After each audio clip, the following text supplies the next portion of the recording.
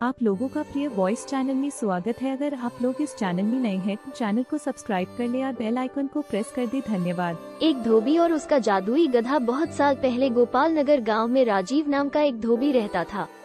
वो बड़ा ही मेहनती था, गांव के लोगों के कपड़े धोता और पैसे कमाता था।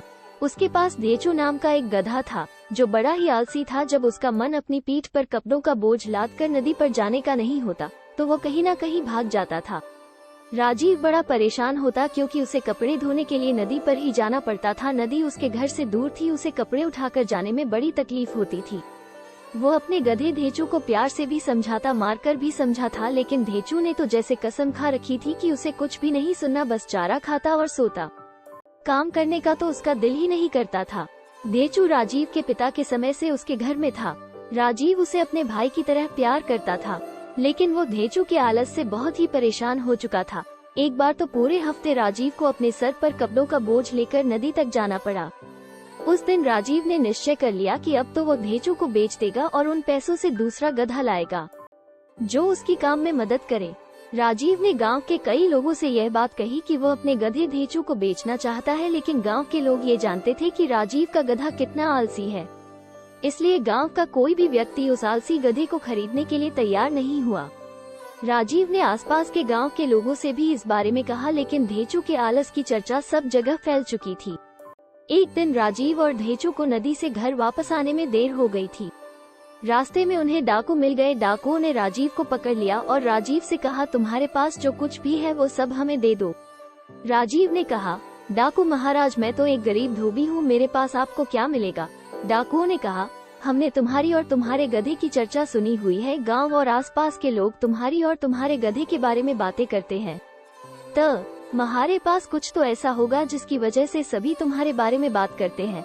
अब राजीव सोचने लगा, अगर मैंने इन लोगों से ये कहा कि मेरा गधा आलसी है, लोग इस वजह से चर्चा करते हैं, तो इन्हें मेरी बात पर यकीन ना होगा और यह मुझे मार देंगे।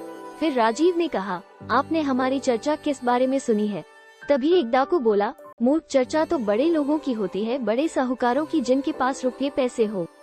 गरीबों के बारे में बात कौन करता है। ये सुनकर राजीव को एक उपाय सूझा। उसने फिर उन डाकुओं से कहा, डाकू महाराज, लोग तो ऐसे ही बातें करते रहते हैं, मैं तो एक गरीब धोबी हूँ, मेरे पास आपको क्या मिलेगा, आप चाहे तो मेरी तलाशी ले सकते हैं। डाकुओं ने राजीव की तलाशी ली, लेकिन उसके पास तो सच में कुछ नहीं था, तो उन डाकुओं को क्या मिलता। तभी एक डाकू ने सरदार से कहा, इसके पास जो मूल्यवान चीज है इसने कहीं छुपा कर रखा है, ये हर वक्त उसे साथ में लेकर नहीं घूमता होगा। डाकुओं के सरदार ने राजीव को ऊंची आवाज में कहा, तुम सीधे सीधे हमें बताते हो या हम तुम्हें मार दें। राजीव ने सरदार डाकू का पैर पकड़ लिया और कहा, सरदार, आप मुझे मत मारिए, मैं बताता हूँ, मेरे पास तो ले देकर सिर्फ एक ये जादुई गधा ही है, लेकिन ये कोई ऐसा वैसा गधा नहीं है महाराज। अमावस्या की रात को ठीक 11 बजे आप नहा धोकर अपने भगवान को प्रणाम कर इस गधे की पूजा करें और फिर इससे जो चाहे वो मांग ले, ये गधा सब कुछ देता है। डाकुओं के सरदार ने कहा, तुम्हें ये गधा कहाँ से मिला। राजीव ने कहा, ये गधा मुझे मेरे पिताजी ने दिया था। डाकुओं के सरदार ने कहा, ठीक है, अब से तुम्हारा ये गधा हमारा हो गया। ये सुनकर तुरंत राजीव ने कहा, नहीं महाराज, अगर आप ये गधा छीन कर ले जाएंगे या जबरदस्ती ले जाएंगे तो यह आपके किसी काम का नहीं होगा। आपको अपना सारा धन इस गधे के बदले में देना होगा, तभी यह गधा आपको वरदान देगा, नहीं तो आपको कुछ भी नहीं मिलेगा। डाकू लालच में आ गए। उन्होंने कहा, ठीक है, तुम यहीं रुको, हम जाकर अपना सारा धन लेकर आते हैं। ऐसा कहकर डाकू राजीव को और उसके गधे धेचू को वहीं छोड़कर अपना सारा पैसा लेने चले जाते हैं। राजीव बड़ा खुश हो जाता है कि कहाँ तो वो इस धेचू को कम कीमत में भी बेचने को तैयार था, लेकिन अब उसे धेचू के बदले में बहुत सारा पैसा मिल जाएगा। वो धेचू से कहता है, अब तुम्हें भी समझ आएगा, जब ये डाकू तुम्हें ले जाएंगे और अमावस्या के दिन तुम उनकी इच्छा पूरी नहीं कर पाओगे तो ये तुम्हें बहुत मारेंगे और मैं तो सारा धन लेकर शहर चला जाऊंगा। धेचू मन ही मन सोचता है, ये कितना दुष्ट है, ये मुझे इन दुष्ट डाकुओं के हाथ बेचकर इतना पैसा लेकर भाग जाने की बात कर रहा है। धेचू सोचता है और मन में बोलता है, राजीव, तुझे तो मैं अभी भी नहीं छोड़ूंगा।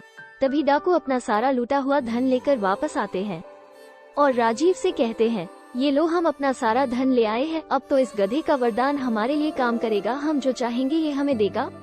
राजीव बोलता है, हाँ सरदार, जरूर देगा। ऐसा बोलकर वो सारा धन लेता है और डाकुओं के सामने कहता है, इसका ख्याल रखना, मैं इसे अपने भाई की तरह मानता हूँ और जाने से पहले इसके गले मिलना चाहता हूँ। डाकू भी सोचते हैं कि इस गधे ने राजीव को बहुत कुछ दिया होगा, तभी आज राजीव इसे छोड़कर जाने में इतना दुखी हो रहा है। राजीव गधे के गले लगता है और उसके कान में कहता है, तूने मुझे जितना दुखी किया है, अब उन सब दुखों का हिसाब तुझे पूरा करना पड़ेगा। जब राजीव धेचू के गले लगकर उसके कान में ये बात कह रहा होता है, तो धेचू राजीव के पैसे की पोटली में अपने दांत से छेद बना देता है और मन में सोचता है, मेरे रहने से तू दुखी था, अब मेरे जाने से तो तू और भी दुखी होगा। डाकू धेचू को अपने साथ लेकर चले जाते हैं और राजीव खुशी खुशी अपने पैसे की पोटली को लेकर अपने घर की तरफ चल देता है। लेकिन जब तक राजीव घर पहुंचता है, उसके पैसे की पोटली से थोड़ा थोड़ा करके सारा धन रास्ते में गिर गया होता है। ये देखकर राजीव जोर जोर से रोने लगता है और कहता है, मेरी तो किस्मत ही खराब थी, गधा मिला तो ऐसा कि मुझसे ही काम कराता था और पैसा मिला तो ऐसा कि घर तक भी नहीं आ पाया। ये कहानी अच्छी लगे तो इस चैनल को सब्सक्राइब कर ले और बेल आइकॉन को प्रेस कर दे, जिससे आपको ऐसे कहानियाँ सुनने को मिलते रहे। धन्यवाद।